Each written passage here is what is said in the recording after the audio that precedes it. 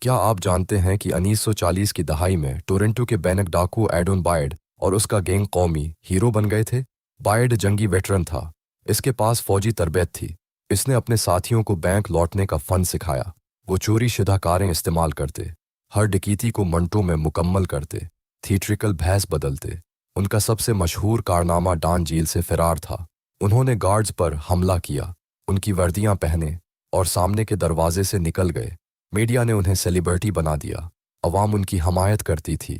Police نے بڑا operation شروع کیا، انہیں پکڑا گیا، پھر وہ دوبارہ بھاگے۔ آخر میں مخبروں نے انہیں پکڑوایا۔ پولیس نے نئی تکنیکیں استعمال کیں۔ بائرڈ گینگ کا خاتمہ ہو گیا، لیکن ان کی کہانی آج بھی مشہور ہے۔